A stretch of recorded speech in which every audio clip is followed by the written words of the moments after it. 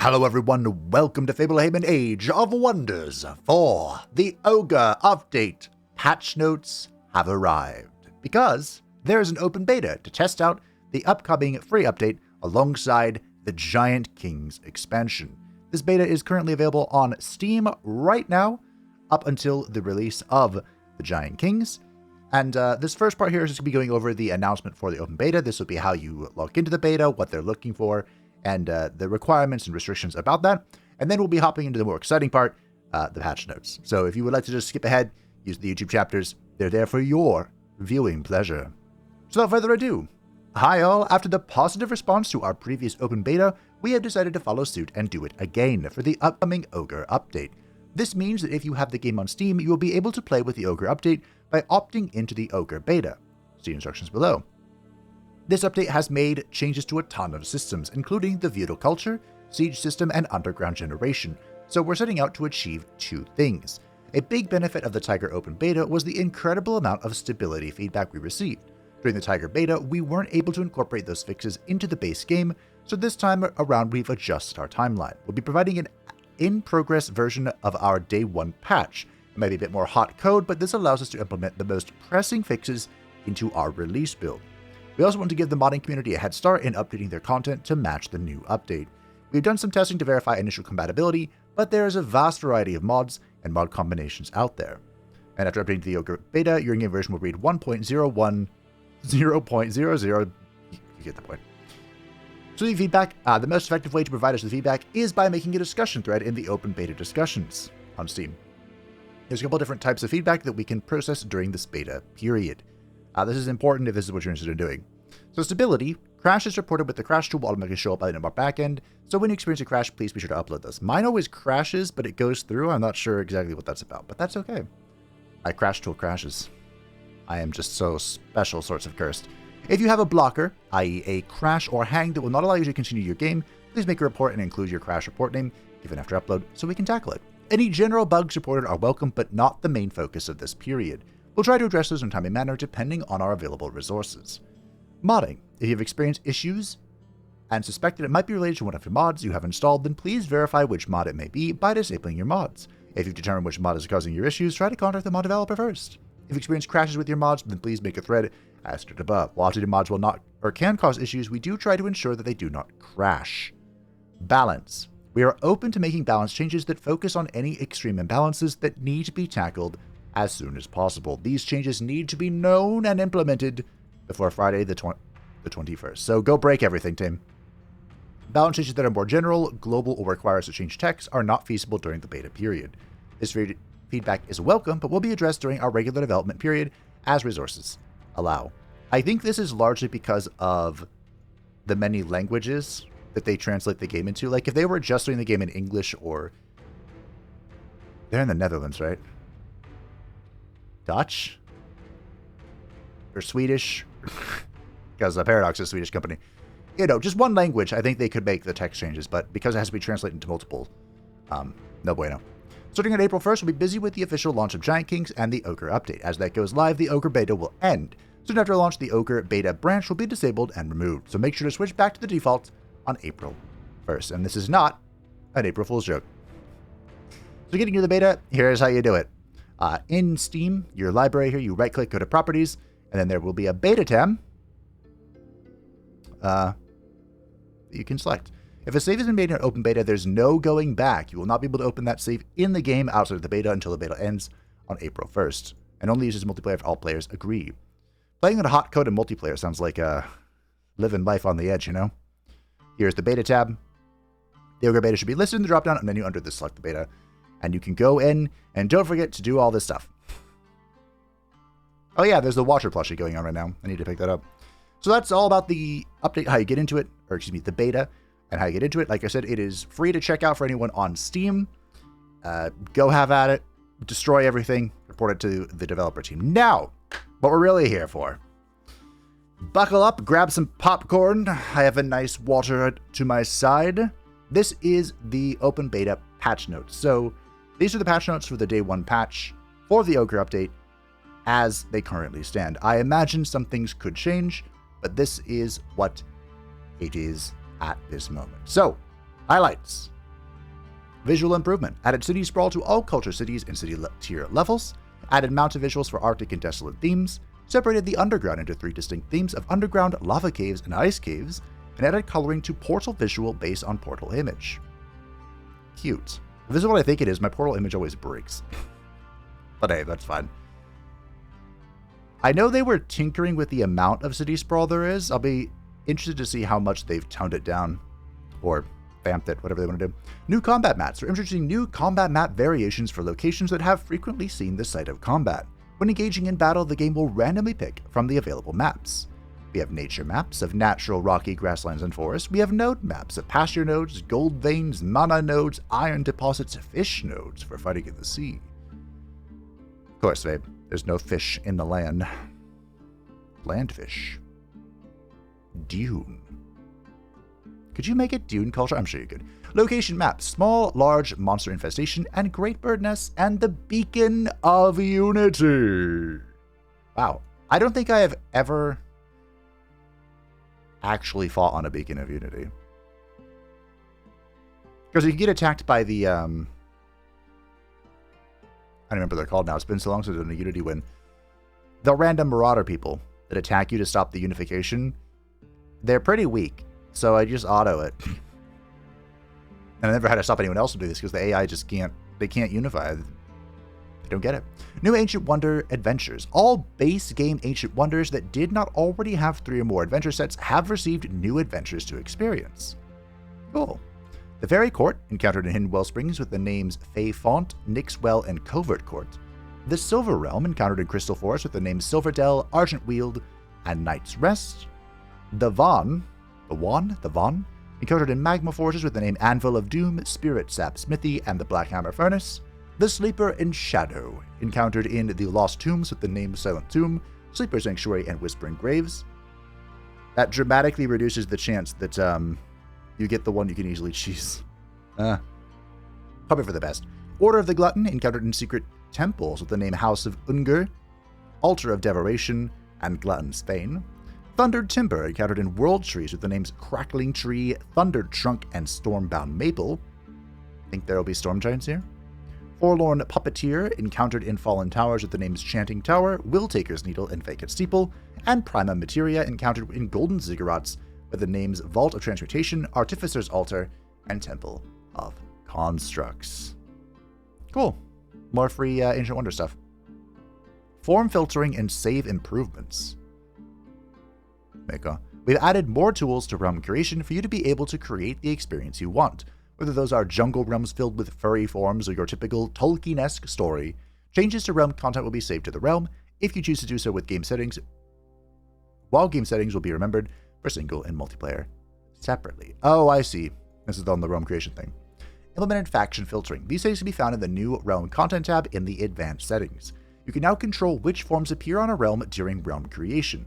This affects rulers, free cities, infestations, and inhabitants. You can now control which cultures are allowed to be used by players and free cities, and you can now control the desired presence of gaudier origins. All settings under the Realm Setup, Realm Factions, and Realm Content tabs are now stored in the Realm template. When selecting your custom realm, these settings will be loaded in from the realm. Players will now be asked whether they want their custom realm saved or not. If the player is editing an existing custom realm, they can also choose to overwrite it. I have so many custom realms in my list. They're just there. Trying to delete those. All settings under the Game Flow and Combat tabs will remember your choices from the last game you set up. Nice. Choices are stored separately for single player and multiplayer. Although mine's been remembering. I thought they already did that for some of it. Good. All great changes. Of course, more story creation potential here. Typically, I don't care too much, but if we were doing like a Warhammer thing, it wouldn't really make sense to see non-Warhammer races, although it is funny to see like a tiny bird pop out of nowhere. Faction creation updates. Added custom horse visuals. These visuals are available to the default horse mount and can be adjusted separately for mortal/gaudier rulers and army units. The first tick functions as a random option. Ooh. Muster the Rohirrim? Question mark? Added voice emote overrides. T can be adjusted separately for both mortal, gaudier rulers, and army units. The faction creation stuff looks so funny to mess with. I have a lot of ideas already. Added a lighting button. This setting alternates the lighting while customizing your appearance to showcase what your ruler/race looks like in different environments. Expanded body customization options added the body shape selector, the head size slider, and the hand size slider. You know what they say about big hands. Expanded better customization options, added more primary player colors, added more primary armor colors, and added 6 new base game banner icons. Materium category, Digger, Excavator, Forger. The Nature category, Lilipad Toad. The Shadow category, Snowflake. And the Astral category, Lightning. Zippy zap. You don't think this will break my my mod, do you? My More Colors mod? Hope not. 13 new Pantheon rewards to unlock. This is the first time we're seeing this. They haven't showed off the dev stream yet. Added 2 mounts for your race and ruler, the Cavern Bear mount and the Crystal Runner. Of course, it's Butt Stallion. Added 6 hero starting loadouts. The Magma Orb, the Gold Seeker Pickaxe, the Giant Slayer Spear, the Titan's Great Bow, the Litherite Orbs, and the Shatter Blades. Ooh, I think these are all, aside from the Magma Orb, these are items that are purchasable from the new dwelling. Shatter Blades look really fun. I haven't done one yet. This is the only way you can be a dual wield character. It's like a sword and a throwing dagger. But I'd love to use these. I wonder, I doubt the Gold Seeker Pickaxe has an involvement with gold. I was just thinking, like, could you farm money in combat? Added 4 banner icons, the Rock Clan, the Storm Clan, the Frost Clan, and the Fire Clan icon. And added 1 society trait, the Subterranean Society Materium. Ooh. This probably benefits from Dungeon, right? If I had to guess. So just 1 society trait this time. Usually there's 2. New Realm Creation traits. Added a miscellaneous trait slot. Increase to 8. The number, excuse me. Yes, they added 4 more. This is a phenomenal change because I always love to play with Wondrous Past, and I enjoy playing with the Massive Underground. That's 2 slots that are just hard locked to my preferences. So, great. Add a miscellaneous trait, Surface Start. When chosen, all empires, even there's an underground adaptation, will start on the surface. Nice. They already had the underground start, so. Miscellaneous trait, Unearthed Realm. When chosen, all diggable earth is blocked from appearing in the realm. Oh! Huh. So basically you can, interesting. So you could basically just start with no diggy dig required. Huh. I suppose that would make sense for, like, if you're playing in a really old world, like the Warhammer universe that we mentioned earlier. I mean, you could always dig more, right? But the realm is basically dug out. Like, there are so many... There are basically underground wars happening. It's so big and congested. So that could be fun. Administrative traits, Subdued Infestations. When chosen, the realm will have a reduced amount of infestations. Could be fun. I have mixed feelings on infestations. I think they're okay. Like, they're a mechanic, right? They've been around for a while. In Age of Wonders 3, they were called spawners, I believe, and they didn't really like control an area, but they would just, once you found them, they would just send units after you. It was total hassle, but yeah, okay. Features: Feudal Authority. The feudal culture has been updated and now supports 2 different forms of authority.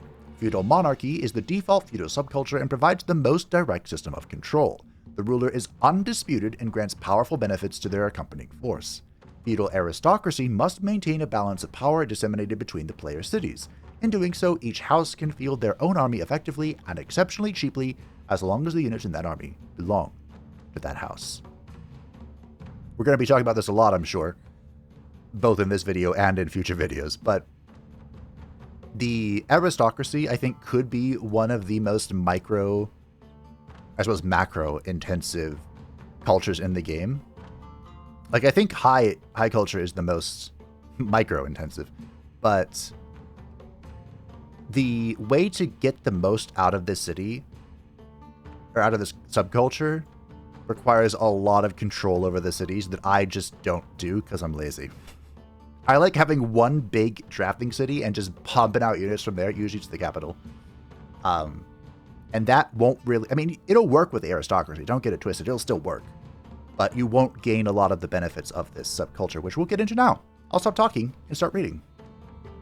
So first of all, these are global updates, which I believe affect both the monarchy and aristocracy.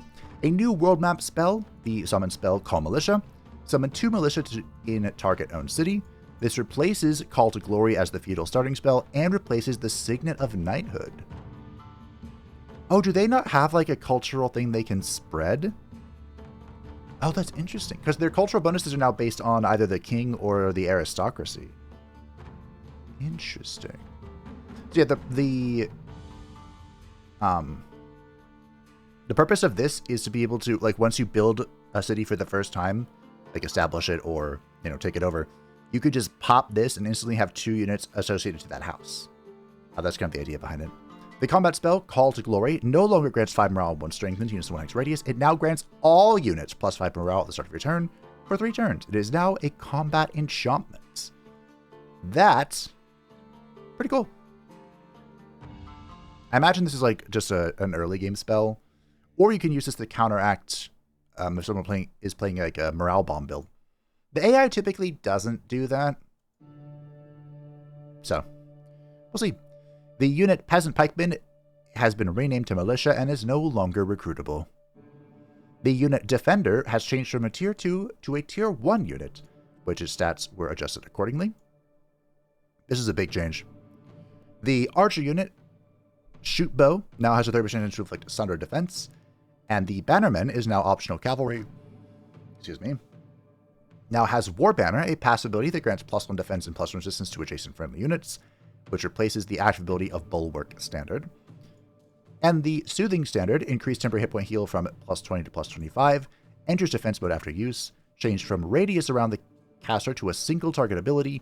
It can now be used while inside a zone of control. It is also a 1 range ability, so you have to be in melee if to touch it.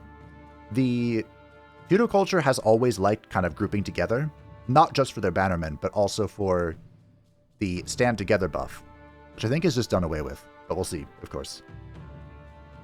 So leaning into this with overwhelming... I don't remember what both of the things are called. Overwhelming defense. Wow, the form traits. The stand together form trait things are very good with the feudal culture, and that only, I think, has been doubly reinforced. New unit, the Aspirant Knight, a Tier 2 cavalry shock unit. Is this the only Tier 2 cavalryman?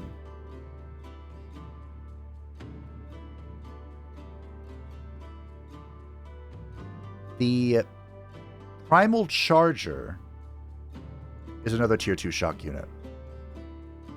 And that might be it. Aspirant Knight, when this unit reaches legendary rank, it is promoted into a knight. It requires a feudal town Tier 4 town hall to be built in the Empire. In the Empire, so just anywhere. Isolation Slayer, this unit deals -6 physical damage if another enemy is adjacent to the target. So this is a new mechanic, the Aspirant mechanic. It is basically Evolve. They made a new mechanic, though, so it wouldn't like double dip with the Tome of Evolution or other evolving synergies. And Isolation Slayer is just a kind of nerf, because it does a lot of damage. I think it's like 31 by default or something. So this just nerfs it back down to a Tier 2 unit. The unit Knight changed from a Tier 3 to a Tier 4 unit. Is this the first Tier 4 cultural unit? Like baseline culture unit. Of course, you can get the Wardens and the... They're called Pyre Wardens, right? I always want to call them Pyre Templars. I probably still will. You know, the Tyrant Knight and the Storm thing. Those are all Tier 4 culture units, but I think this is the first one that's baseline. I'd like to see more cultures get Tier 4, like baseline Tier 4 units. The stats were changed accordingly, and they now have Graceful Charge. Grace has proven itself to be a very powerful mechanic. So, also fun fact, the Knight retains the Aspirant Knight Slippery mechanic. Nice. Spears can't hold these guys down. The SBI Levy Camp has been renamed to Farmstead and no longer functions as a unit deployment location, but it does do a lot of food stuff, which is nice. So Feudal Monarchy. The Monarchy is designed, it's set up to be the most basic of the basic. If you just if you have never played Age of Wonders before, and you boot up a game and you just click yes, yes, yes, yes, yes, yes, yes, you're in, you will play as the feudal monarchy. Their affinities are order and materium. Their theme is the ruler and the throne city above all else. That's my jam. Absolute control and rule.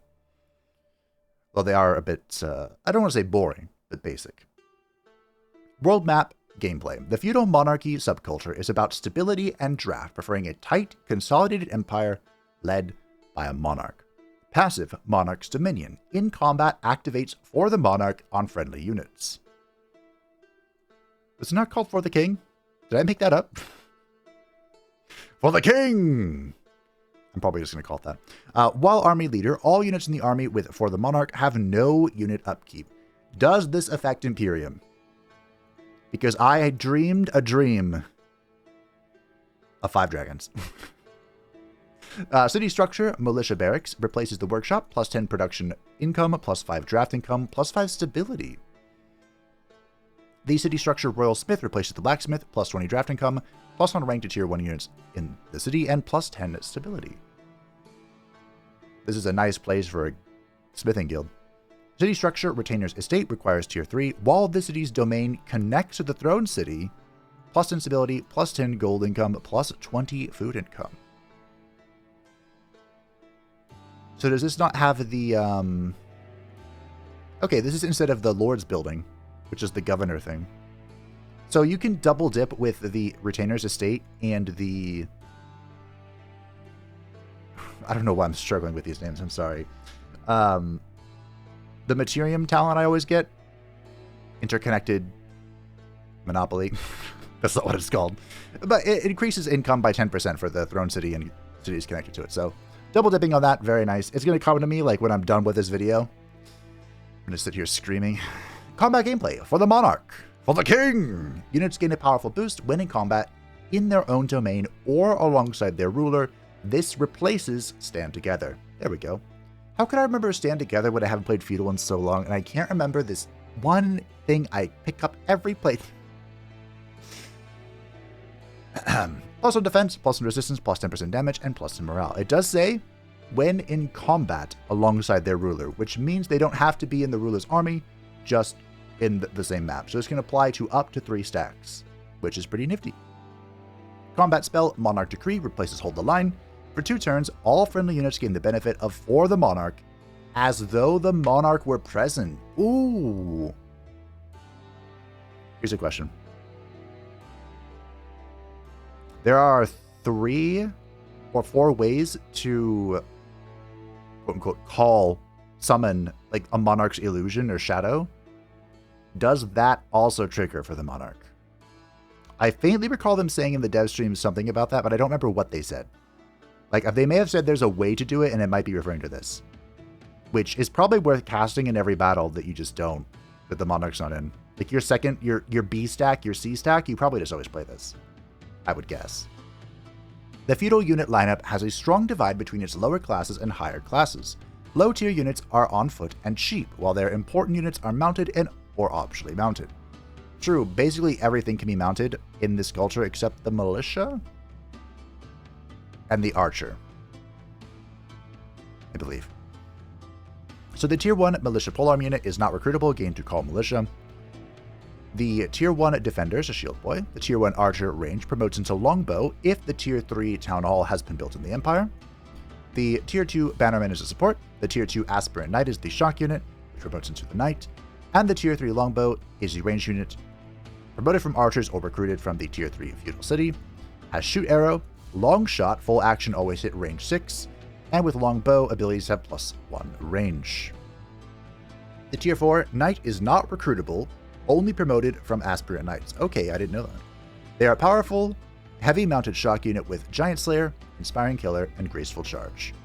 This just wants me to go Smithing Guild even more then, because that gives an additional bonus to a tier 2 level. Yeah, that's what we're doing. So that is it for the feudal monarchy. Like I said, these guys are very basic, very straightforward. If you're new to the game, if you're uncertain, if you're doing a hard story realm or hard, sandbox realm. This is it. Zero thoughts, only victory. For the king! So now let's get into the more complicated one. Feudal aristocracy. Affinities, order plus nature. Theme, maintain strength balance between your cities to gain power. World map gameplay. The feudal aristocracy subculture cities each have a house to which the city, governor, and units built in that city belong. The house gains power as the liege lord, governor, gains renown. The player creates a new house when a feudal city has a governor assigned for the first time. City governors become the liege lord of that house. Units produced in a feudal city gain that house's banner, and summon units gain the house's banner based on the following conditions. If the unit spawns in a city's domain, it takes the house of that city. If the unit is not in a city's domain, it picks the house of the closest stack. If multiple stacks are equidistant but only one has a hero, it picks the house of the stack with the hero. If multiple stacks are equidistant and have a hero, it picks the house of the stack with the fewest units in it. This way the player can reinforce the stack with the new unit. That's good to know. The logic of choosing stuff. Also, if you pick something up off the floor, it will go to the nearest hero. I'm assuming following this logic. Passive Liege Lord. The Liege Lord and units in their army have minus 10% upkeep, plus 5 world map regeneration, and this bonus level or scales with renown level. The upkeep reduction is 10% per renown level. It's actually kind of crazy. Units gain XP whenever their house liege gains renown, and in combat activates for the liege on friendly units. Of the same house, I would assume. City structure, house hunting grounds, replaces storehouse, plus 10 food income, plus 5 draft income. The city structure serf quarters replaces the granary, plus 20 food income, plus 10 draft income, and the city structure lord's manor requires tier 3. For each level of renown the governor has, the city gains plus 10 food, plus 10 draft, plus 5 stability. This is the new lord's manor, based on the renown mechanic. Renown seems really important for the aristocracy. Okay, good to know. We can't have, like the current Blint playthrough, I think only one person's really getting renown. Although now you can buy renown if you get, if you encounter the merchant. Combat gameplay. For the liege! Units gain a powerful boost when in combat as long as their liege lord is in battle. This replaces stand together, plus 10 HP per level of renown, plus 5 morale per level of renown. Interesting. And again, this is when in combat as long as their liege lord is in battle. Okay. Combat spell Hold the Line no longer grants steadfast in a 1 hex radius, now grants defensive masters and charge resistance in a 1 hex radius. So you plop this down and everything in the 1 hex goes into defense mode at the end of its turn. Not bad. This lineup is similar to that of the Feudal Monarchy, but features the Liege Guard on tier 3 instead of the Longbow, which can be evolved into the Defender. So all this is the same, except at tier 3, we have the Liege Guard. With this a shield unit that promotes the Defender, new unit promoted from Defenders or recruited from a tier 3 feudal city. They are optionally mounted, melee strike, sworn bond, linked to target friendly hero. Damage sustained by the linked unit is transferred to this unit with a 50% reduction, and at the start of each turn, the linked unit gains strengthen, and they have a heavy shield. I think Sworn Bond is going to be very strong. The fact that this transference is 50% reduction, and it gets strengthened, is kind of just a no-brainer, I think. So that's the feudal culture. I have a sneaking suspicion they're going to be very strong. I like pretty much everything that I see. The main, I don't know if I'd call it a concern, but they're lacking a spear unit. So just go Tome of Cleansing Flame and get the Pyre Templar. GG. I'm very excited to play them. I'm actually kind of struggling to come up with a Giant King plus Feudal Aristocracy combo. Like, I have tons of Feudal Aristocracy ideas and tons of Giant King ideas, but putting the two together, I'm struggling a little bit. It's a work in progress, of course. I still have time. It's only the 18th. Siege update. The Siege system exists to ensure players cannot rush the conquest of cities and grants defending players time to assemble armies to defend. It was also designed to grant an epic conclusive battle to conquest in the form of a siege battle. Throughout the game's life, the system has achieved its goal of stopping rushing but has not achieved its goal of creating epic conclusions of conquest, and has been met with plenty of frustrations. We have given sieges a pass with the main aim to increase the amount of battles being fought on the city siege map with siege projects and defensive effects active, lower the average time sieges take, and reduce the maximum amount of fortification health and fortification damage that players can accumulate. I don't know how it is in multiplayer, but as a single player enjoyer, you run into this thing where every city just has 150 defense, and if you didn't take siege projects in your tomes, or if you didn't find a wizard's tower, you kind of just had to sit there for a while. The second story realm, Blint sat there for 11 turns. 10 or 11. What's the difference at that point, you know? So, let's see what they did to address that situation. Core updates. Reworked the sally out logic. A sally out battle occurs when a besieged player attacks the besieger with units defending the city. Sally out battles take place on the siege map, with all siege projects and defensive structure effects active. If the sally out battle results in all units in the city being destroyed or routed, the walls are immediately breached. Oh, wait a minute, I think I misunderstood this originally. Does that mean you can immediately go in? Oh, I thought that just meant the walls are destroyed for the, the actual siege battle. But if this means you could just go in. Nice. Good. I hope the AI still sallies out all the time. That'll make this go a lot faster. Added movement restriction to units inside a besieged city. Units in a besieged city cannot leave the city. Ooh. Units in a besieged city can reorganize within the hexes of the city. Units in a besieged city can instigate a sally out combat. Units outside the city can enter to reinforce it, but will not be able to leave. The AI can no longer run from my wrath. It was so common to siege a city, like the capital of a Gaudier, and they would just leave. The craven dog would flee, and you have to go chase them down. You take the city, you leave a unit there, then you run off, hunting the thing down. No more. Trying to move path out the city will show a warning. Units inside the city will have a unit property that shows the besieged state. This is currently not showing up in the unit panel. Again, the Ogre update is hot code, so work in progress.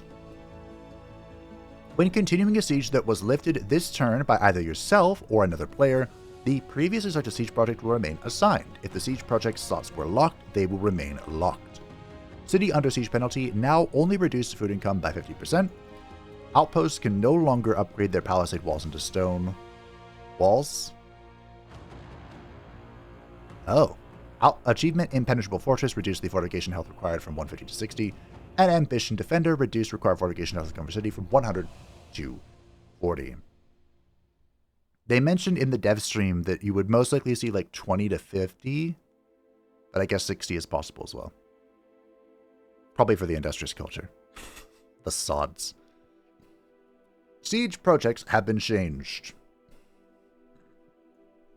Undermine walls no longer creates additional wall breaches during combat. Now, all wall obstacles start damaged, and 25% of wall obstacles are destroyed at the start of combat, and reduce fortification damage from 3 to 0.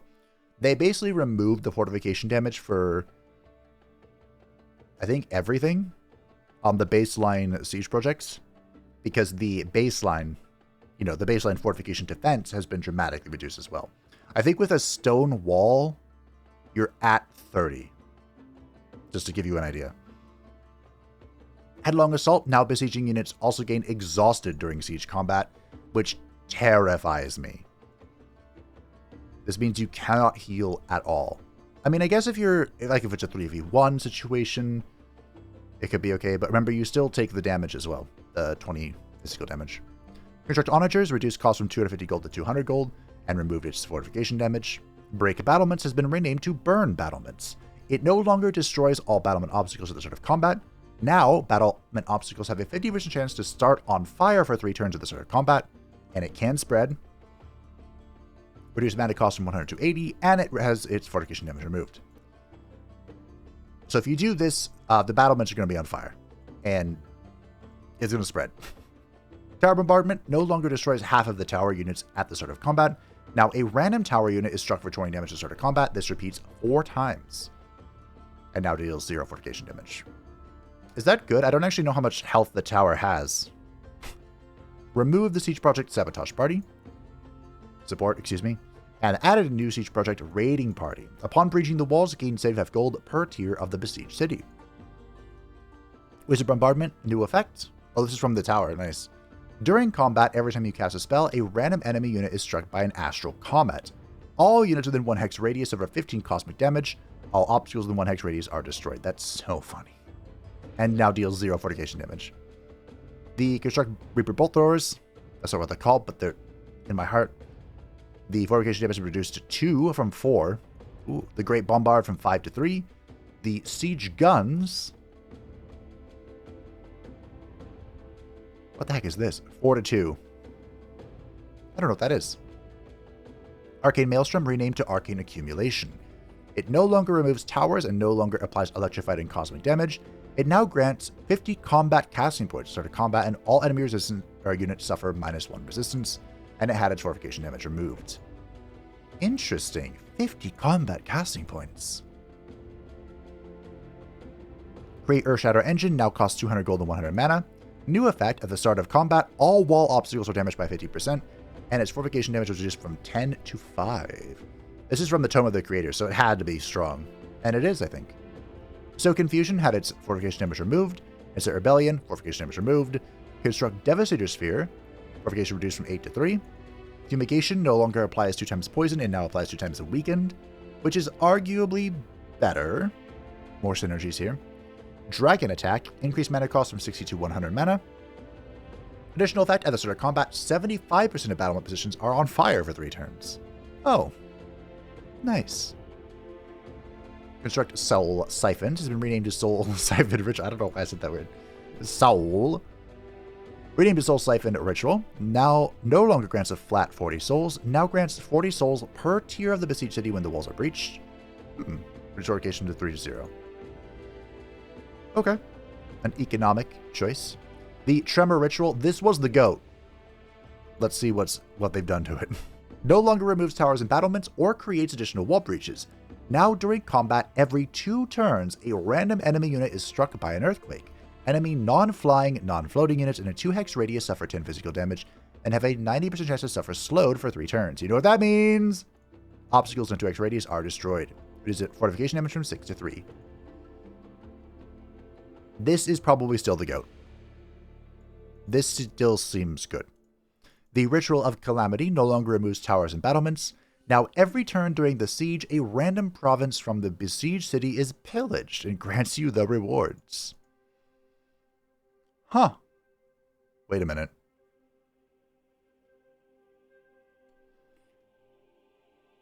Could you indefinitely siege? Because once the walls are breached, you don't have to go in, right? You can just still sit there, sieging. I've done it before on accident. So could you technically pillage the entire province just by sitting there? I don't know if that's an efficient use of time, but a funny thought, especially if you have the Chaos, the Pillager trait. All Fey Relic Evocation Siege Projects reduced fortification damage from 5 to 2. All Fey Relic. Oh, from the, right, the seasons. Toll of Seasons. Interesting. So yeah, you can see they basically just removed all the fortification damage. These reworks are interesting. They made them either economic or like combat efficiency sort of thing. I like it. I like it. Especially Tremor Ritual. My goat. Fortification structures. All tower units are now player controlled. Oh. And no longer fire automatically. What is the AI going to do with this? Stone walls lowered fortification health from 40 to 30. Cost reduced from 170 gold and 450 production to 85 gold and 200 production. The Ballista Towers lowered fortification health from 10 to 0. Increased the Ballista Tower unit health from 35 to 60. And increased the Ballista Tower unit damage from 20 to 30. The Catapult Towers had their fortification health from 30 to 0. That's the building, I think. And increased catapult damage from 15 to 20. The Archer Battlements, additional effect. Units standing in the Archer Battlement also gain 40% accuracy in physical range attacks. Okay. 0 fortification health. Arcane Battlement, same thing for magical attacks. And again, no fortification health. Caltrop Stash. Additional effect, polearm, shield, and fighter units gain deploy caltrops. A free action once per battle ability to deploy sharp and slowing terrain on target hex within 4 hex range. If it targets an enemy unit, it inflicts bleeding on the target unit. Huh. It doesn't slow them though, so you can't remove their retaliation. Again, 0 fortification health. The Beacon of Valor. While under siege, the city gains plus 40 draft. That's so fine. Lower fortification health from 20 to 0. Throne of Mirror. Additional effect. Your ruler gains 2 XP per turn. Nice. This can stack with multiple of this upgrade in your empire. What? Ah. So the Throne of Mirror is the... This is the one from the Astral Reflections tome, right? I barely take this tome. But this one had a fun... This is one of the ways you can summon a shadow of your ruler. Interesting. Okay. Lower fortification health from 40 to 0. This might... Well, it's a tier 4 tome that's relatively weak, all things considered. Like there for what? Maybe a Mimic Lull and the Mirror Veil? I don't know. We'll see. Artisan Fortification, lowered fortification health from 20 to 0. Reduced Bolt Reaper Bolt Reaper Bowthrower. The Bolt Repeater towers HP from 70 to 60. Increased the Reaper Bolt Thrower's defense and resistance from 1 to 2. And increased the Reaper Bolt Thrower's damage from his main attack from 10 to 12. Minor buffs there. I don't know why I can say Reaper Bolt Thrower, but I can't say Bolt Repeater. It's just ingrained in me. The Fortified Crucible, renamed to Crucible Battlements. Additional effect, Battlements also grant plus 40% accuracy and plus 1 range to all range attacks and ignores Obscured. Wow. This is from the Magma Tome, right? Units drafted in the city with this upgrade gain plus 1 fire damage on their base attacks. Increase or non-repeating attacks. Yes, it is. Wow. That's actually pretty good. Like, this doesn't seem great, but remember, this is plus 3 damage on a longbow, which is 7 range. That's kind of sick. Lower fortification health from 40 to 0. The Healing Spires increase the Healing Tower's HP from 70 to 90 and increase the Healing Tower's defense and resistance from 1 to 2. Have I ever used this? I don't know. The Necrotic Spires no longer has Bolster Undead. It now has Resurrect Zombie. Resurrect target non-zombie unit as a decaying zombie. Cooldown 3 turns after use. Starts on 1 turn cooldown. 0 fortification health. That's pretty cool. That could be infuriating, too. Temple of the Pyre. Guaranteed condemned effect replaced with 90% chance to suffer condemned. In siege combat, hexes in front of the wall gain permanent cleansing fire markers. Oh, it's so funny. You make like a moat of flame. Lower fortification health from 10 to 0. The Bastion's Barricade. Lower fortification health from 20 to 10. Take that, industrious culture. The Builder's Guild. Lower fortification health from 30 to 10. The Builder's Guild, okay. Fortress of Vines, lower fortification health from 10 to 0. No longer grants fortification health per forest or mushroom feature in the domain. Now lowers all move points of enemy units in the city's domain to 32. Which is the baseline movement speed. Castle Ruins, Ancient Wonder. Replace plus 5 fortification health per quarry with plus 2 knowledge per quarry. Ooh. Replace plus 20 knowledge income with plus 20 draft income. Interesting, okay. Is this a buff or a nerf? I don't know. Lava gameplay. We hinted at it when discussing the post-release roadmap back in 2023. But with this update, we're introducing lava gameplay. We have worked out traversal and economic exploitations for lava terrains in the world map. I was so happy to see this in the dev stream, and I had a lot of questions about it, which thank you to everyone who reached out in the Discord and answered them. This is going to be really fun, I think, because I have seen time and time again where an underground city is just trapped between bedrock and lava, and it's screwed. There's no way out. But now, there is. Also, this is perfect for the Chaos Dwarves. We're going to have to revisit the Dowizar one day. Lava Walk is a new movement property that allows units to move in lava. The following units gain it. Units transform with the Scions of Flame. It's no longer a redundant upgrade. Nice. Infernal Fiends, Giants, Golden Golems, Roving Furnace, the Ironclad. It's a boat, alright. And the Severing Golem. Added lava roads, which are like stepping stones to solidified rock. Units that fly, float, / can walk on lava will be able to build this on lava hexes. Lava roads allow non-lava walking units to walk over it. GG. To be fair, there's not many. Well, flying and floating. Pretty much everyone can get that, if they try hard enough. Annexing lava provinces will generate lava roads connecting adjacent improvements or cities. All factions can annex habitable lava provinces as a smelter mine or a conduit mine, but doing so incurs a minus 15 city stability penalty, accumulative with the standard -5, bringing it to a total of minus 20 city stability per improvement, which is crazy. Smelter mine, +5 gold income and counts as a mine, and the Cinder Conduit, +5 mana income, counts as a conduit. Cities inhabited by races with Demon Kid transformation or the Scions of Flame transformation ignore the city stability penalty from lava and lava chasms within their domain. Cities inhabited by races with Underground adaptation, Desolate adaptation, Primal Tunneling Spider, and Primal Ashen Sabertooth ignore the city stability penalty from lava and lava chasms in their domain. Blint can now harness the power of molten rock and stone.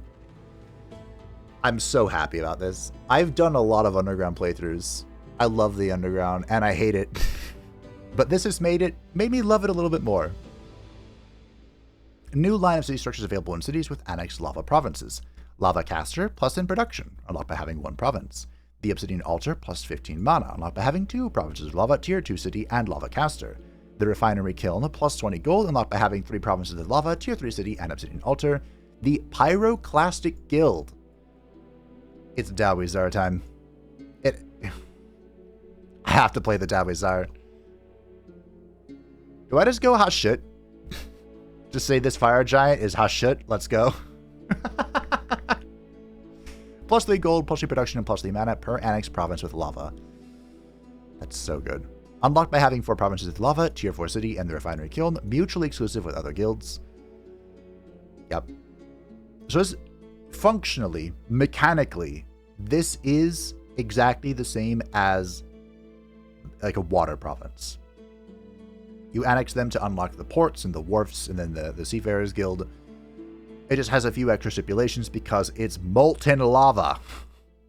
New pickups to be found in lava provinces: the Molten Weapons, guarded pickup, grants Binding Essence and Fragments, and the Pyroclastic Shards, which is an unguarded pickup that grants gold and mana. I can't say it enough how happy I am that lava is no longer just an obscuring pain. There are several map modes that I've just ignored. I think I did 1 playthrough with a lava map, and I hated it because it was so constricted. Like, it was more constricted than the mountain maps I've done, where I feel like I'm walking over a mountain for 4 turns. So I'm super happy to that, and I hope to explore the lava maps in the new update. Underground generation. We've taken another look at the way the Underground is generated and determined that it wasn't providing the desired gameplay experience. Yes. Originally, the Underground generation was to support 2 distinct fantasies: Underground Empires and Cave Delving / Exploration.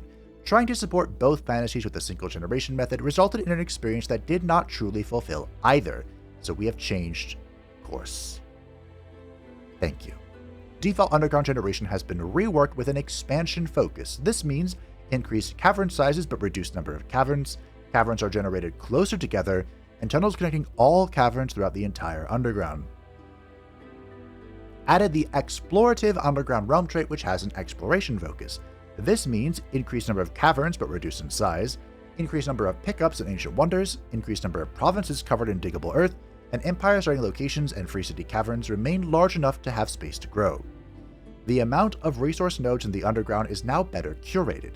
Improved placement of Underground players compared to free cities on the surface, and improved placement of Underground passages compared to city placement, and removed miscellaneous trait Massive Underground, as this is now handled by the default generation. Oh, this is just gone now. Okay. So is default Massive? Good. This one right here is really important. Well, I suppose this one's the most important. Improved placement of underground passages compared to city placement. In the Blimp playthrough, we have a free city that spawned with no entrance, no passage. And so that city I picked up, I'm just waiting to release it, basically, because it can't grow anymore. I've seen this time and time again. Oh, I'm so happy to see these underground. I've waited a long time for this. My green little friend. Good. Again, of course, we're going to have to play through this and break it, but I'm happy to see this, happy to hear it, excited to dig my hands into it. Item Forge update. Item Forging has a few issues that impact the balance of the game. Chief among these is the ease of access for higher tier items, particularly weapons which benefit significantly more from the tier increase due to gaining damage based on it. With this item reforge balance, we're addressing both the accessibility and the speed at which items can be crafted. This was a very clever change. So the main change here is they've added binding fragments as a resource. These are gained by disenchanting tier 3 and 4 items. At tier 3 you get 25, at tier 4 you get 75, and used to create hero items of tier 3 and 4. Tier 3 requires 50 and tier 4 requires 100. They've increased the binding essence gained. At tier 1 you get 10 more, 40 to 50. Tier 2 you get 100 instead of 80. At tier 3 you get 150 instead of 120. And at tier 4 you get 200 instead of 160. Durations of crafting items have been adjusted. Everything has been reduced by 1, which means tier 1 items are now instantly crafted, which is nice. Society Traits Reclaimers now grants binding fragments from its sources as well. Infestations grant 25 binding fragments. The Raising Cities increase the binding essence gain per population from 20 to 40, and Raising Cities now grants 20 binding fragments per population. The Pillaging Provinces now grants 5 binding fragments. Bronze Ancient Wonders grant 50, Silver Ancient Wonders grant 75, and Gold Ancient Wonders grant 100. Didn't they slightly change the amount of essence required for the tier 3 and tier 4? Like, reduced it? Maybe it increased the sources of it and they didn't reduce it. But yeah, the idea is, I was guilty of this too. In the Item Forge, I would only ever make, except for if I was making like anti-gloom stuff, I would only ever make like tier 4 items, like, because why not? So now, you need this additional resource that comes from tier 3 and tier 4 items to make tier 3 and tier 4 items. So this will be a good change to slow things down and perhaps explore the Forge some more. Hero changes. Increase the quality of equipment the AI-controlled heroes use. What? Early game, level range 1 to 4. Equipment range tier 1 to 2. In the mid game, level range 5 to 6. Equipment range tier 2 to 3. Late game, level range 7 to 10. Equipment range tier 2 to tier 4. End game, level 11 plus. Equipment range tier 3 to 4. When an enemy hero is killed in combat, the player is now given that hero's best piece of equipment as a reward after the battle. The rest of the hero's equipment is removed before the hero is transferred to the crypt or prison. This does not apply to heroes that are returned to their owner's prison or crypt, and when killing enemy heroes on mounts, there is a chance the mount will be added to the after battle reward, as well as the hero's best equipment. Reduce the base time to convert a captured hero from 3 to 2, and increase the gold gain from selling a hero corpse from 20 plus 20 per level to 25 plus 25 per level. So what does that basically mean? Currently, whenever you defeat a hero, you get their corpse. Their corpse goes to your crypt. It has all of their crap on them. If you sell the corpse, you get all of their crap. That's so many items. You just end up with a huge treasury filled to the brim. And now you only get at most 2 items whenever you kill a hero. I'm actually curious if they plan on buffing the Dragon Horde because of this. Because previously the Dragon Horde could get out of control. Once you get to like the mid to late game and you're just slaughtering heroes left and right.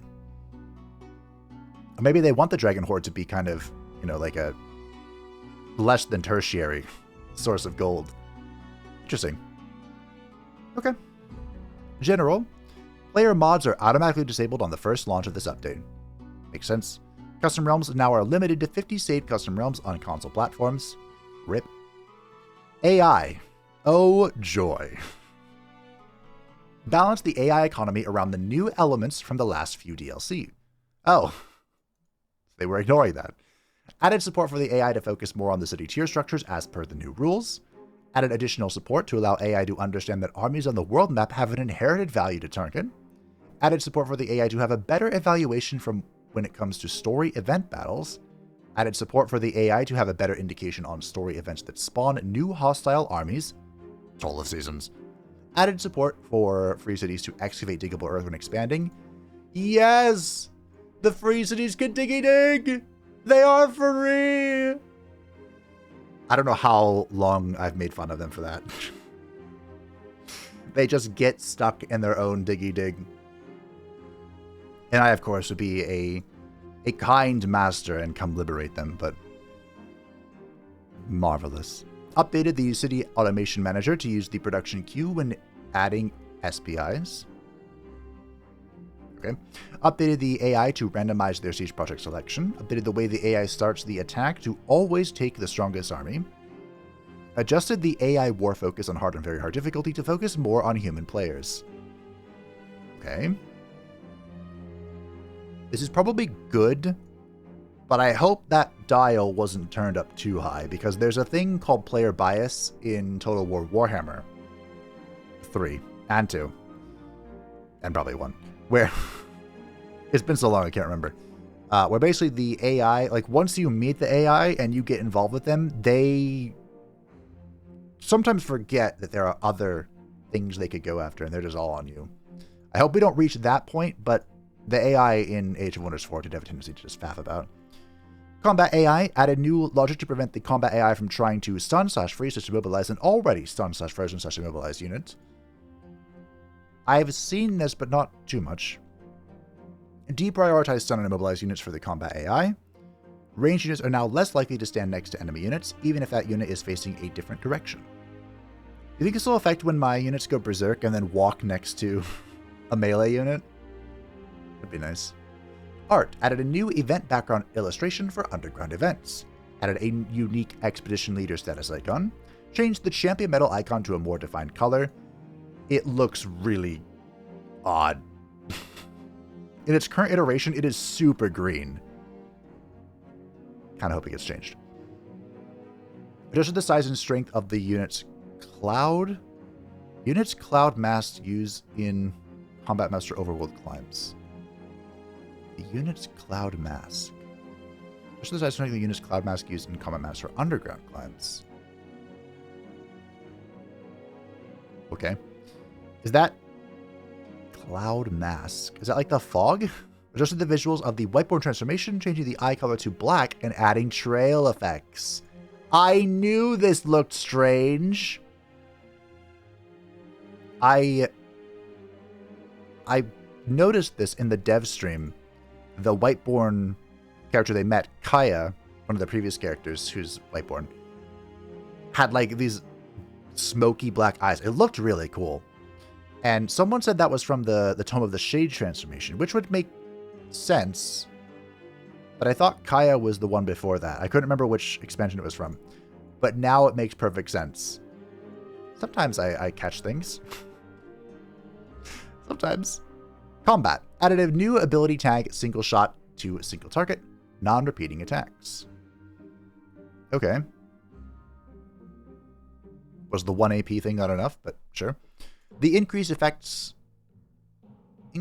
system changed from non-repeating attacks to single shot attacks, and now rage effects are increased for single shot attacks. Okay, so they're just trying to bring it all together and wrap it up nicely. I get it. The following unit enchantments and unit effects changed from applying only to base attacks to now working on all attacks. Oh. Wait, what? Isn't that insane? Barbarian passive effect Savage Strikes. The Dark passive culture Call the Weak. The High passive effect Awakened, not Dormant, right? The Mystic Attunement passive effect Attunement Starblades. The Mystic Potential passive effect Ciphers of Dissonance. The Primal passive effect for all the primal spirits. Oathsworn Righteousness passive effect Nobility. Oathsworn Stripe passive effect Warrior Soul. Order passive effect Zeal. And Shadow passive effect Lifesteal. Ooh. Okay, so what this means is that all of these effects will now apply to secondary abilities. So that includes things like the... I'm going to use Battle Mages because there's a Battle Mage buff going on. Like the Pyromancer's 3 AP blasts. All of this... Oops, sorry. If they have these, all of this will affect that.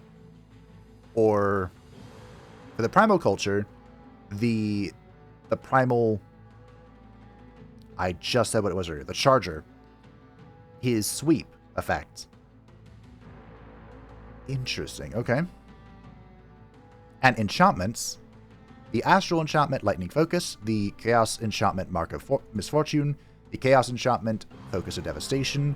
The Chaos Enchantment, Infernal Focus. The Nature Unit Enchantment, Force of Nature. The Order Unit Enchantment, Inquisitor's Mark. Asterisk. The Shadow Unit Enchantment, Soulbinders. The Materium Shadow Unit Enchantment, Disrupting Blades. Asterisk. The Order Materium Unit Enchantment, Empowered Strikes. Asterisk. The Chaos Shadow Unit Enchantment, Accursed Projectiles. Units with negative armor or resistance will now take more damage from attacks. Oh, you can now negative stuff. Debuff Sundered Resistance and debuff Sundered Defense now stack up to 10 times into the negative. I have a new build idea. Mind control abilities and spells no longer work on units that are Berserk, Routing, or Insane, with the exception of the final Ultimatum spell. Okay, so there's a little bit of, I don't know, I mean, it's in the patch notes, so it has to be true, right? But that's how it works. They put it in the patch notes, it's real. In the dev stream, they were a little uncertain. I mentioned the Battle Mages, where these enchantments, they said initially that these would affect the Battle Mages, tertiary effect. But then they weren't sure if it did. They thought maybe they removed that and just did their champion skill now will buff their thing. Like the Evoker's Chain Lightning or the Pyromancer's Ignition, the Awakener's Big Blast from Hell. The Awakener has scarred me, I'm sorry. Which, by the way, has gotten even better now that they can negative... wow, Sundered Resistance, Sundered Defense. This is going to be so much stronger now. I have to find ways to do this. So the Tome of Enchantment can do this. I have a lot of thinking to do for this. The big thinking. So anyway, yeah, this is really cool. This is going to make a lot of the secondary effects better. The reason they're doing this, by the way, is because once you got to towards the later game and you were building up your enchantments and your minor transformations and whatnot, it just became more efficient to use basic attacks than the unit special ability, because the special ability would fall off. It wasn't affected by enchantments or level ups or anything, just the zappy zap, the repeating, or single shot. Good change. I'm interested to see how we break this, because this feels very breakable. Culture changes. For the Dark Culture, the Warlock Sundering Curse now jumps to additional target within 3 hexes. Nice. It didn't have its base frost damage reduced from 24 to 16. Reduced stack Sundered Resistance inflicted from 2 to 1. Reduced Sundered Defense 2 to 1. Increased stacks of Weakened from 1 to 2. Okay. Ironically, the Curse was probably the best part of the Warlock. So its nerf hurts a little bit, but it also kind of changes its function. I like it, I respect it. Industrious Culture, the Arbalist. I have harsh words for the Arbalist. Overdraw Crossbow, no longer blocked by charge resistance. Overdraw Crossbow, increased base accuracy from 90% to 100%. Overdraw Crossbow, increased base range from 4 to 5. Defense increase from 0 to 2, and resistance increase from 0 to 1. This is a good step in the right direction. My harsh words may be lessened. Mystic Potential, specifically, reduce the duration of spell exploitation from 10 to 5 turns. Aww. Well, is that a buff?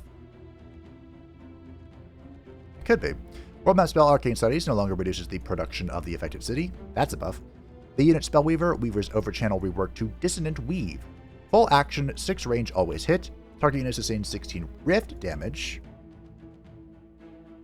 The effect then cascades to adjacent units and is repeated. Cascading effects are weird. Because one, they can go to your units, and that's bad. But But 2, the AI is really good at spreading out. There's been a number of AI updates to make them not bunch up in giant balls that you can just drop a meteor on, which of course weakens the effect of cascades. So, interesting change though. Reavers, the unit Harrier, cast net, ability can now graze.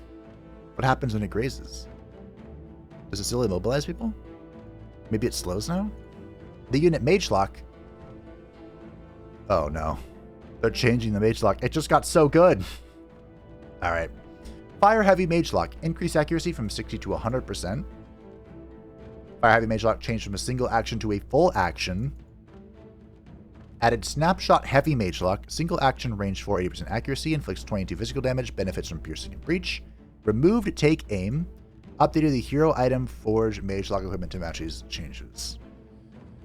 So the Magelock change, I was a huge fan of it. The way it currently is in the game. And they're changing it again. So functionally, this hasn't changed much. Like, functionally, it's very similar, actually. This might even be a buff. Hold on, let me think about this for longer than 3 seconds. So the way it works now in the game is that Fire Heavy Magelock is a 1 AP attack with 60% accuracy. It has very low accuracy. So you can get in a position and still take a shot. But if you don't have to move, you can use the Take Aim ability to go at 3 AP to go down to 1 AP, and then have a guaranteed shot. Or, you know, it's a lot. It's like 120% or something. So now, they got rid of Take Aim, and you can still do a 1 AP shot for 80% accuracy, which is 20% more accuracy than the baseline shot. Or use all AP to just do a 100% shot. You know what? I'll take it. I think it'll work. I've convinced myself.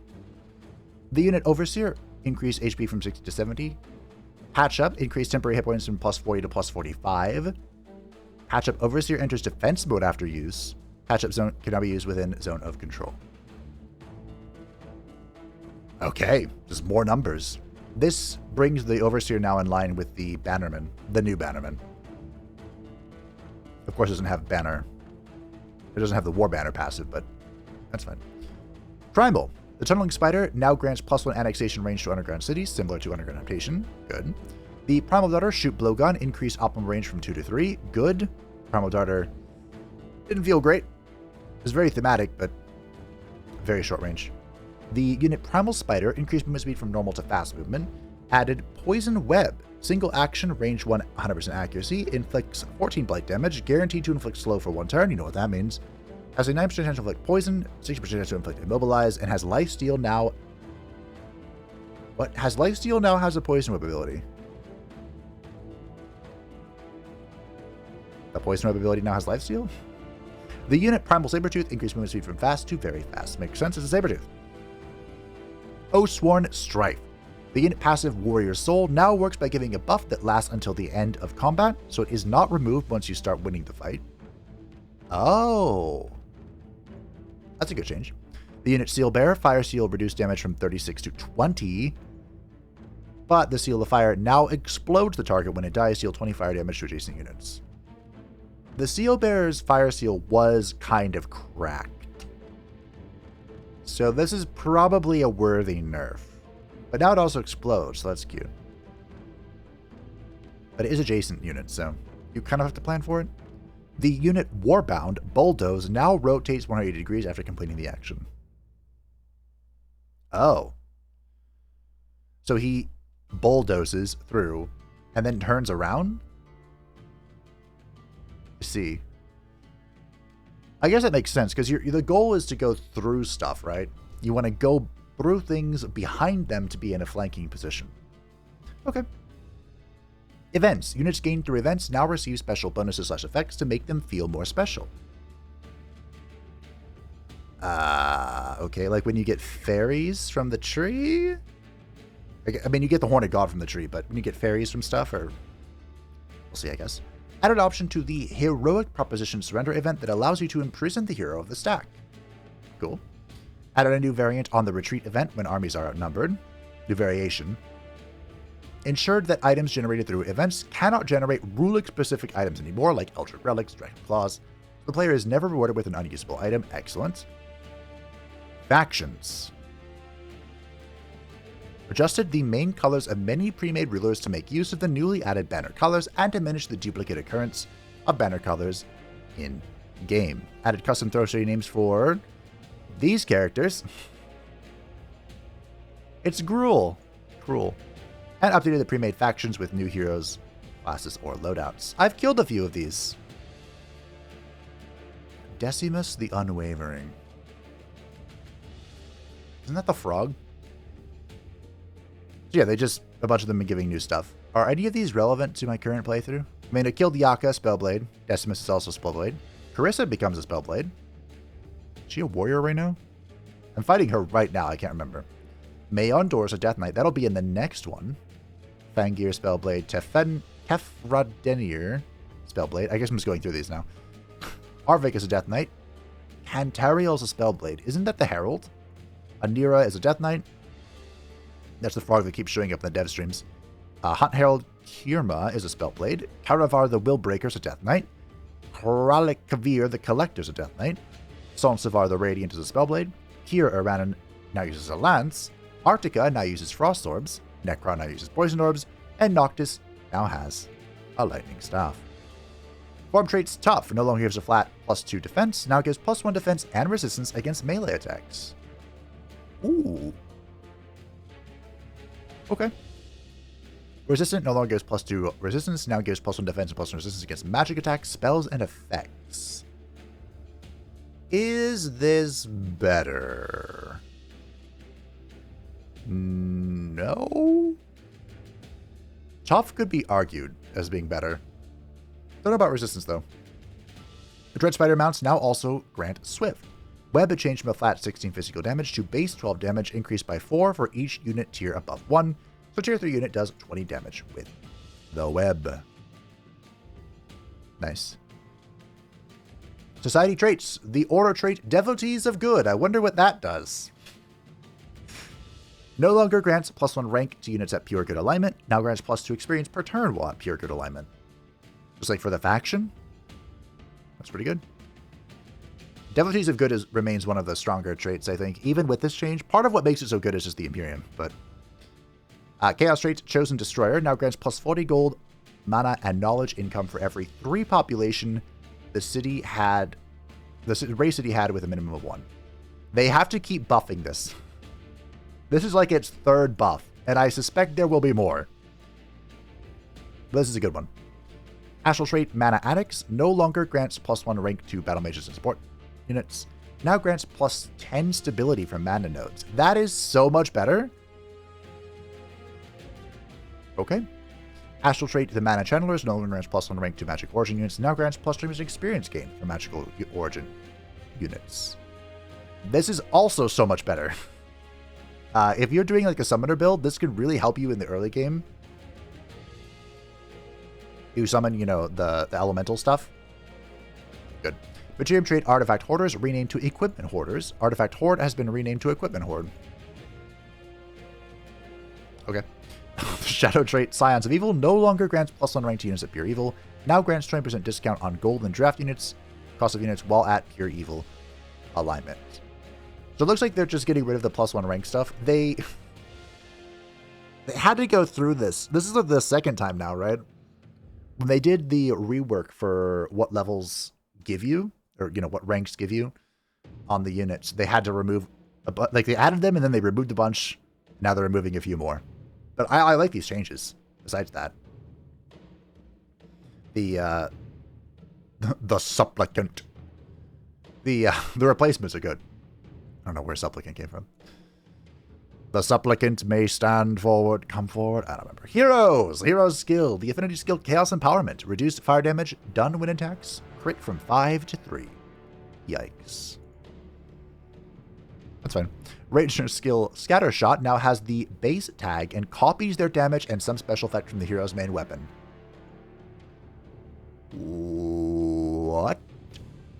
That's also true for True Shot and Snapshot. Olve's Snapshot build is getting even better. Did Rangers really need a buff? They got one. The warrior skill Graceful Charge no longer triggers for retaliation opportunity attacks, probably a good thing. The warrior skill Cleaving Sweep now uses a more reliable method to copy damage out of the hero's main weapon. Good. The Death Knight skill Sundering Sweep now uses a more reliable method to copy damage out of the hero's main weapon. Excellent. Great. Ranger time. Gaudier Origins, the Wizard King now starts with plus 10 casting points. Removed casting points increase hero skills. Oh. That's why they added casting points to the renown for the Wizard King too, right? The Wizard King Governor. So they removed the casting points from the hero skills. My poor Wizard King. It's been juggled so much with its bonus casting points. It's so strong. Like, I get why they're doing it, but my poor boy. The Eldritch Sovereign restructured the Eldritch Sovereign's skill unlock paths. Eldritch Phase 1 increased range from 3 to 4. Added 2 new skills, Eldritch Caster 1 and Eldritch Caster 2, which gives plus 5 world map casting points and allows the Sovereign to ignore up to 1 status resistance. Now unlocks affinity skills as it chooses signature skills. Okay, minor tweaks of the Eldritch Sovereign. I think the Eldritch Sovereign is probably the most difficult Gaudier to play. They're very powerful. Don't get it twisted. The amount of disruption an Eldritch Sovereign can do is insane. But you need to be able to press those buttons. Just pick an Eldritch Sovereign for an AI and watch it lose everything. I'm not really sure what they could do, to be honest. It feels like a strong class when you get it, or a strong Gaudier when you have it under control. I don't know.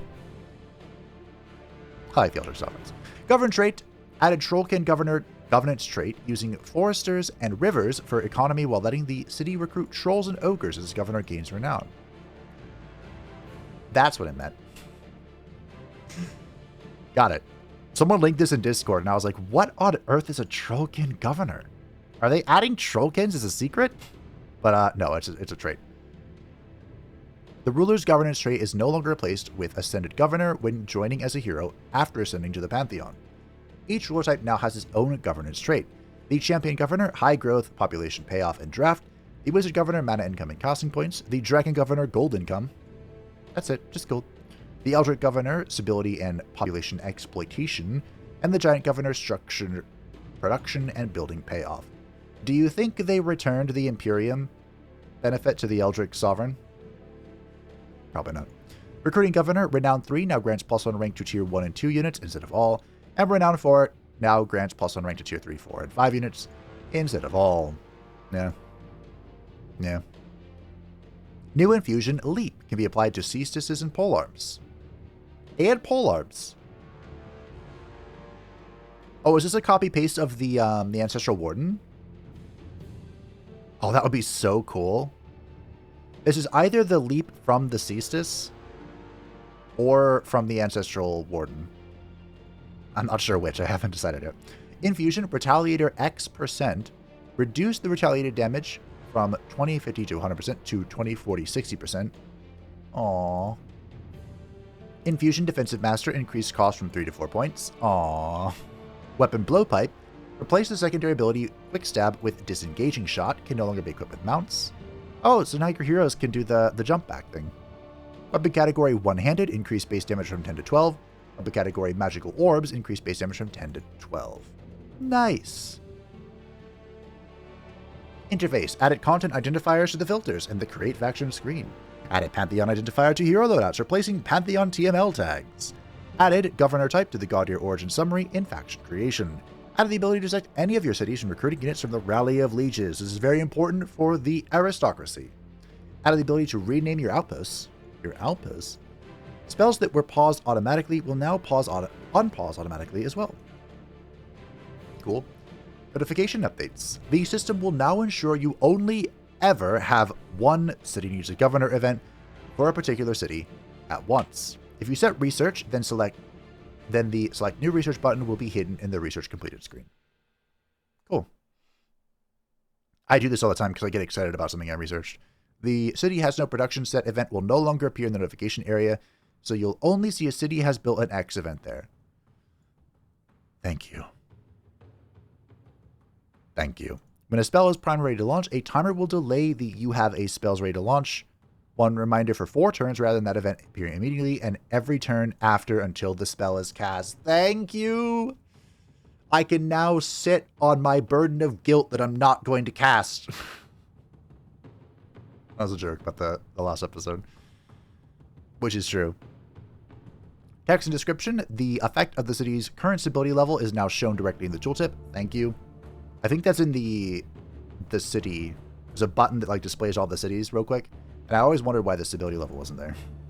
I'd also like it to show if it has a Whispering Stone or not. Special Province Movement Research will now show the requirements for building the SPI. The text that displays the relations between a free city and a ruler now auto-updates when you start a trade with them. Added the +3 hit points per level for heroes, the description of Draconic Vitality.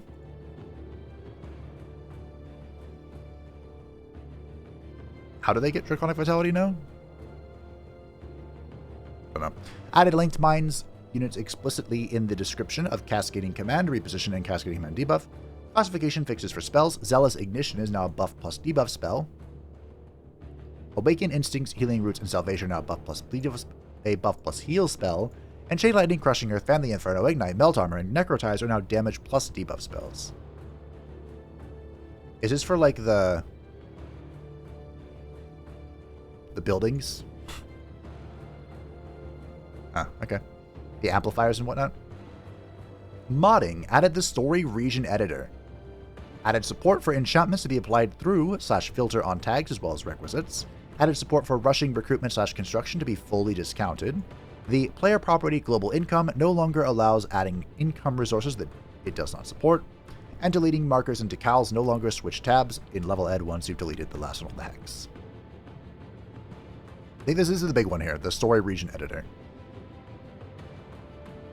I see multiplayer. I see a lot of out of sync bugs. Good job. You crushed one. 1, 2, 3, 4, 5, 6, 7 more appeared. You've crushed 7. That's not a good sign. 49 more will appear. Tomes. We're at tomes now. For Astral, the Tome of Amplification unit enchantment Frenzied Focus now also grants +1 range to all base attacks. Did it have to? To be fair, this brings it in line with some of the wins, because this is for battle mages and supports. It might be time for a battle mage run team. Tome of the Archmage, the combat spell Disruption Wave, changed from a guaranteed chance to inflict disruption to a 120% base chance to inflict disrupted. Reduced dispel buffs enemies and debuffs allies from all to 2. So they nerfed this, but it's still probably really good.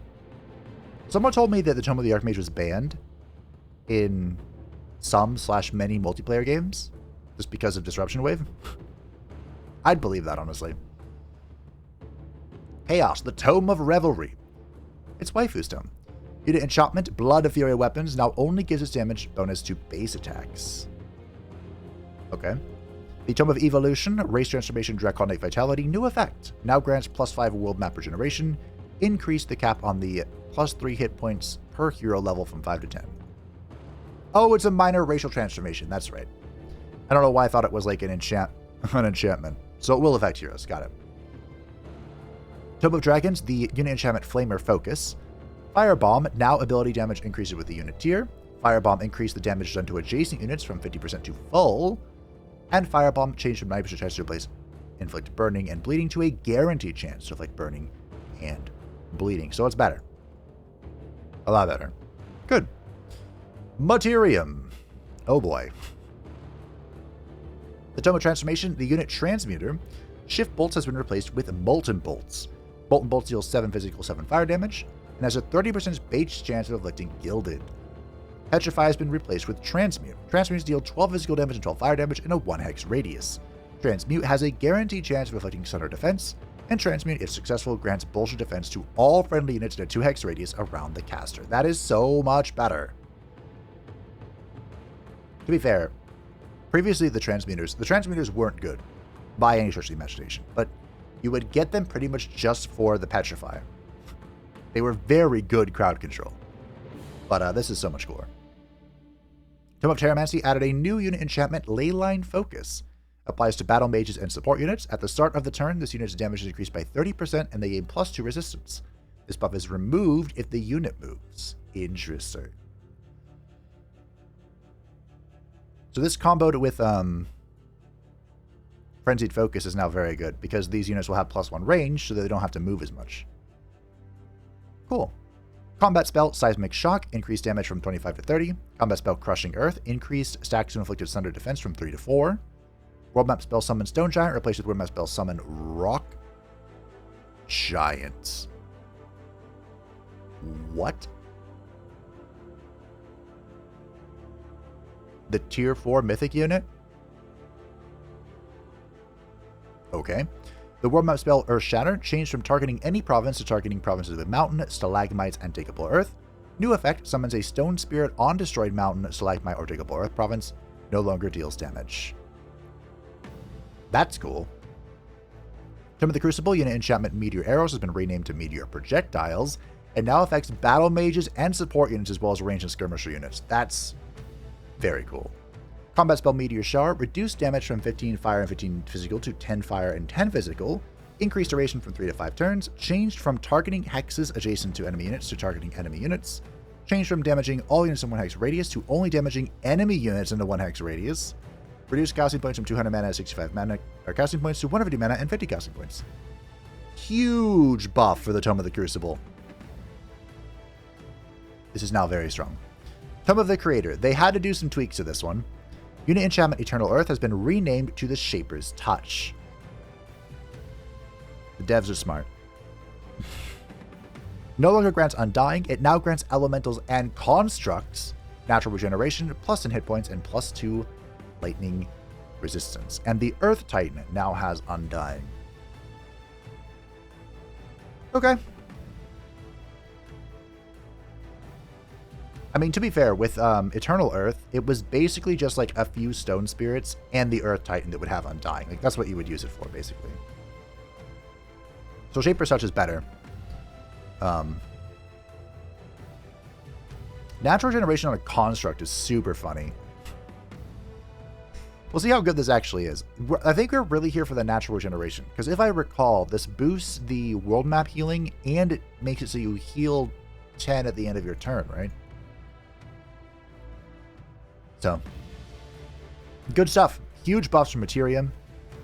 I mean, this is kind of like a Materium expansion, so makes sense. Good buffs, big changes. I like them. Nature. Tome of Nature's Wrath. The unit Horned God. Wild Eruption. Increased range from 4 to 6. And Animate Flora. Changed from a single action to a free action. Very good change from my boy, the Horned God. Good buff. Good buff. I think I say this every time I get one, but the Horned God, I think, was considered the weakest mythic units. They didn't have that classification, but, you know, equivalent. The weakest Apex unit in Age of Wonders 3. I think. So it's always good to see my boy get some love here. Tome of the Goddess of Nature. Unit enchantment Force of Nature now applies to racial units with the Naga transformation as well. Ooh. So this is it's an insane buff. It's like 30% crit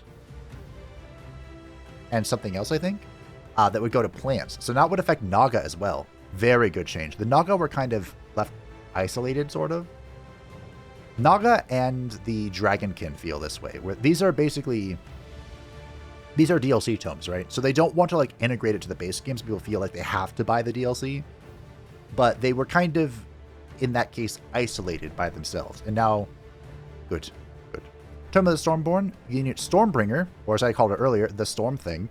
Reduced defense from 4 to 3. Throw Storm Trident, reduced damage from 12 lightning, 12 physical to 10 lightning, 10 physical. Another nerf for the Storm Thing. That's why I forgot your name. Units, reduce the amount of XP that tier 4 and tier 5 units need to level up. Good. Ability, Heavy Charge Strike, increase the damage per hex move from 20% to 30%. Excellent. There's also Heavy Charge Defense, right? Unit passives. Unit passive Frenzy now gives 2 stacks of Strengthen when used with single shot attacks. Good. No longer stacks with itself. Probably also good. They talked about in the dev stream. They fixed it because they were trying to make a weapon with Frenzy and get Frenzied from the tree. Being a passive Fiery Birth. Change from damaging all units in a 1 hex radius to damaging enemy units in a 1 hex radius. Good. No more friendly fire. Unit passive Reinforced. Now grants +3 armor and +3 resistance against physical ranged attacks. And the unit passive Warded now grants 3 armor and 3 resistance against magical attacks. So, unit types. It took me a long time to learn all of these. Please don't change them too much. The unit type Construct gains +2 Spirit Resist. Cool. The unit type Ethereal removed Lightning Weakness, gained +4 Spirit Weakness. I think I asked why Ethereal was weak to Lightning once. I think I did. Now it makes sense. The unit type Plant removed Blight Weakness, increased Lightning Resistance from 2 to 4. New effect received 20% extra healing in combat. Nature got buffed! Chosen of Gaia was already like one of the best major racial transformations. And now it's just so good. I mean, this is a minor change, but we've seen I believe the Trauma Discipline has Inner Discipline. Is that what it's called? Inner Mastery. Is a 10% healing increase in combat. And it's very good. This is 20%. And they can stack. Oh boy. Unit type Elemental. Removed poison immunity. Removed disease immunity. I think they had to do this because you can now be elemental with your culture. Unit type Undead. Removed bleeding immunity. Skeletons, Bone Wyverns, Bone Horrors, Bone Daddy, and Bone Dragons have inherent bleed immunity. Okay, I guess that kind of makes sense, because your cultural units become Whiteborn, right? They're kind of like ghouls.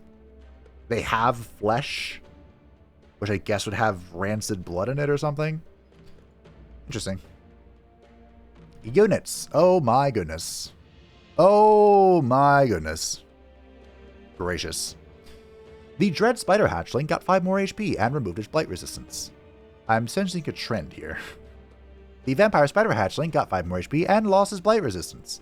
The Hunter Spider got 5 more HP, is now fast movement, no longer has blight resistance, and its web has been changed from applying to all units in a 2-hex cone to applying to enemy units in a 2-hex cone. No friendly fire on the web! That was like the last thing holding it back, wasn't it? Ice Spider, 5 more HP, fast movement, remove blight, frozen web, now targets enemies. The Dread Spider Matriarch, 5 more HP, fast movement, remove blight resistance, web targets enemies. Same thing for the Vampire Spider Matriarch, same thing for the Hunter Spider Matriarch, which by the way, 115 health. Same thing for the Ice Spider Matriarch, which is this enemy only for the web is very good for the frozen web. Spider's got a buff. Huh. After the rampage that the Spider builds did on Age of Wonders 4 release, I'm kind of surprised.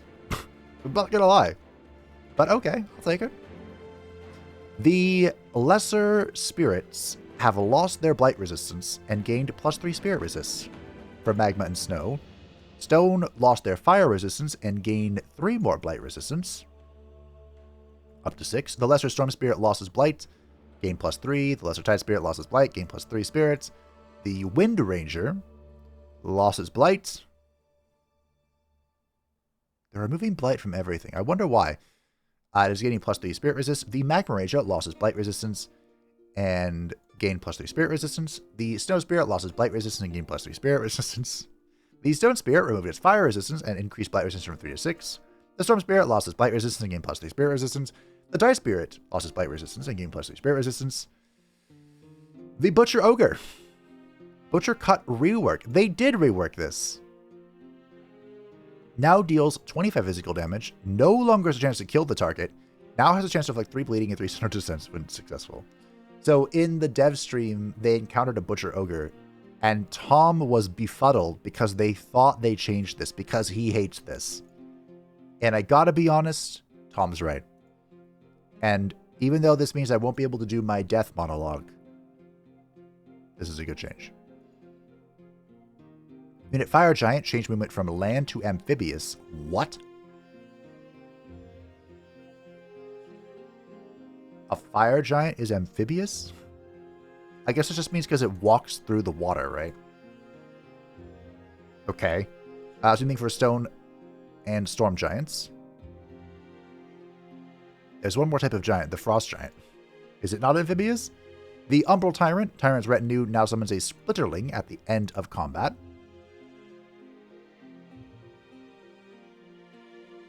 Didn't it already do that? The Bone Wyvern changed from a fighter to a skirmisher. Now has a magical origin identifier. Ooh. And new ability Poisonous Burst, 4 range, 9% accuracy, deals 7 physical, 7 blight, 90% chance of inflicting poisons. Good. The Fire Wyvern is now also a skirmisher, with the same thing but for fire. Also deals 8/8 instead of 7/7. The Gold Wyvern, also a skirmisher, has the Distracting Burst, which is the same thing but physical and spirit with a chance to distract. The Obsidian Wyvern is also a skirmisher with the Electrified Outburst, or Burst. Same thing, 8 physical, 8 fire. Is this supposed to be lightning?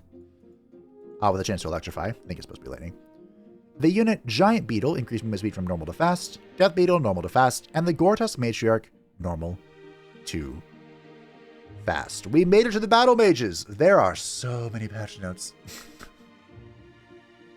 Battle Mage units now receive improved versions of their secondary ability as they rank up. It's a champion rank, I believe.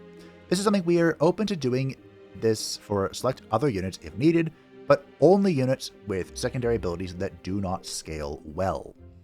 The Awakener. So, like I said, these are all champion rank, I'm pretty sure. +1 stack of Thunder Resistance and Thunder Defense. That's not that exciting, but this ability has already been kind of cracked. The Spellbreaker. Increased cosmic damage from 18 to 27. The Spell Weaver. Increased rift damage from 16 to +20 with +1 stack of Dissonance. This is the new cascading ability. The Warlock.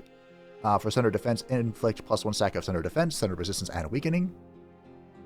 For Seal Bearer Harmony, increase additional blight damage from 4 to 6. This is the Seal of Resonance. When something hits something that has been sealed, they take blight damage. The Seal Bearer Righteousness. Whenever you hit something, you now heal for 8 instead of 5. The Seal Bearer Strife.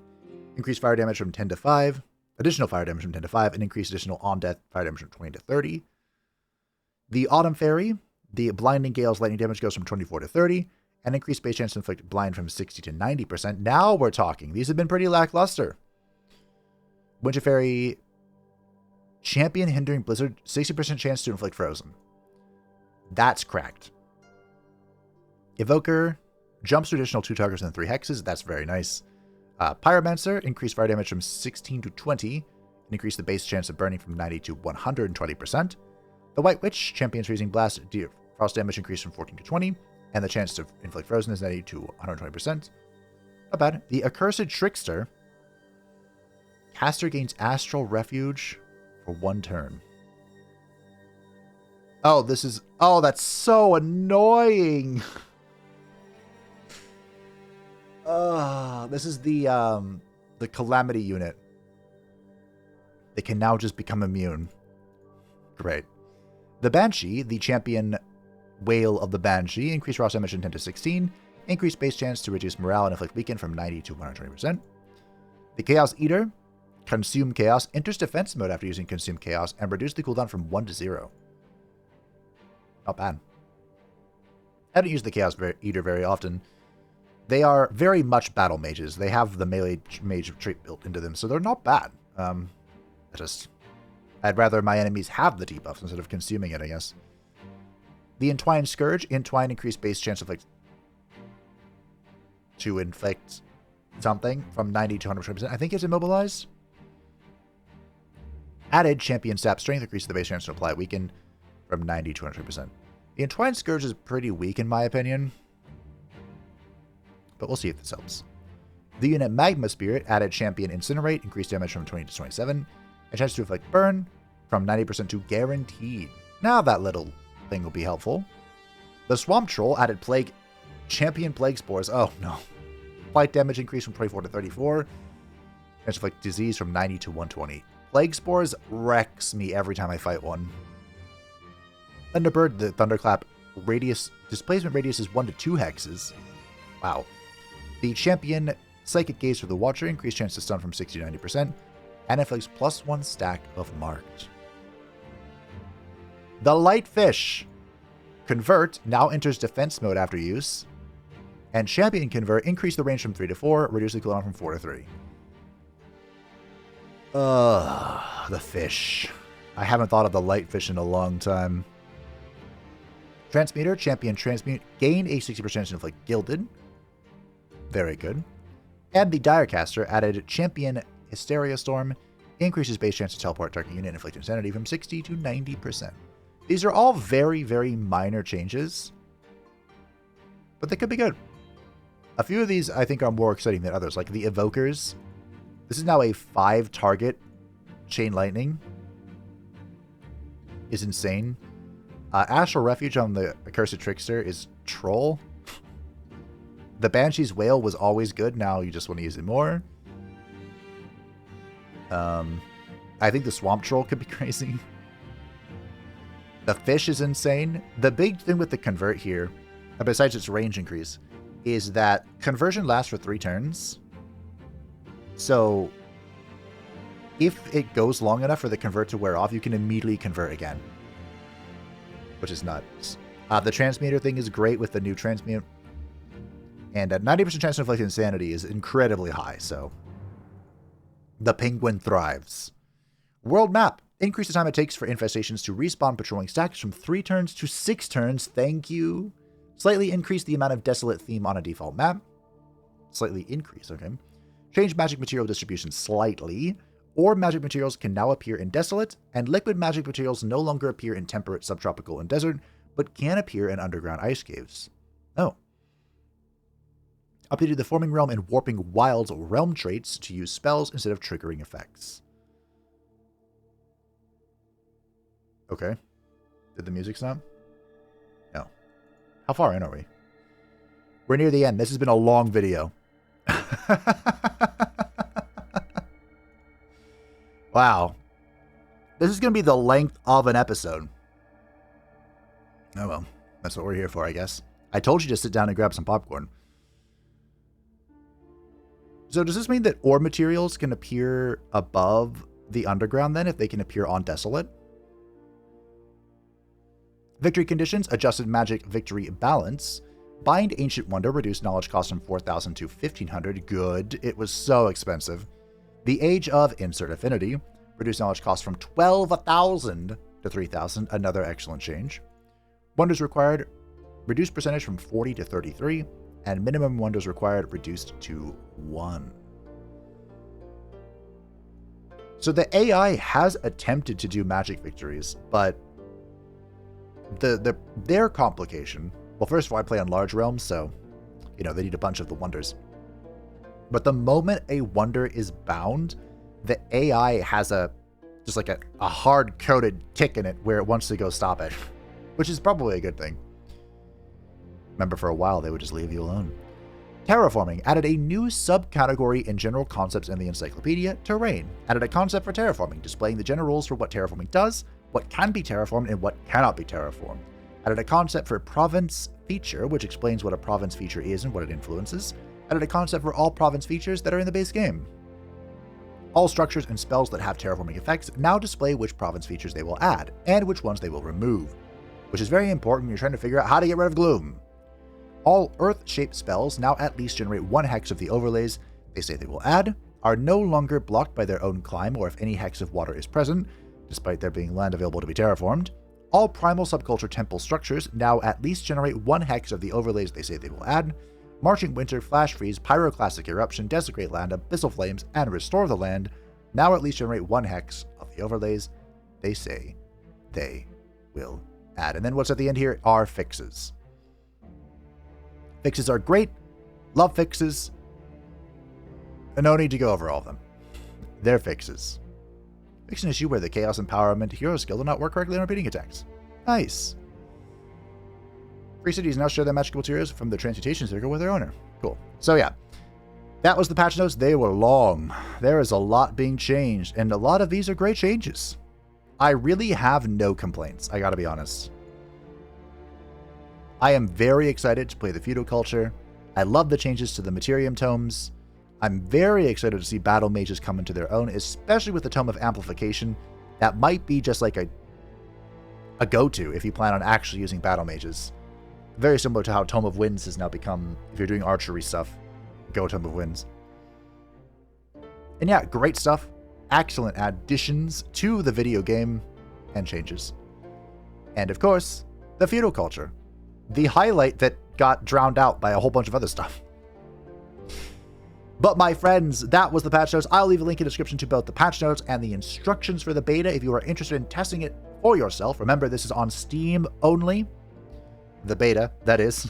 The update is coming to the other platforms soon. And yeah, let me know what you think, what wacky ideas you have, because my brain is churning violently, and it needs a drink. So thank you for watching. I hope you enjoyed. Feel free to join the Discord description down below if you'd like to learn more. Thank you to the patrons and the Channel Members Support channel. And I will see you in just a couple of days for the third Dev Diary for the Giant Kings expansion.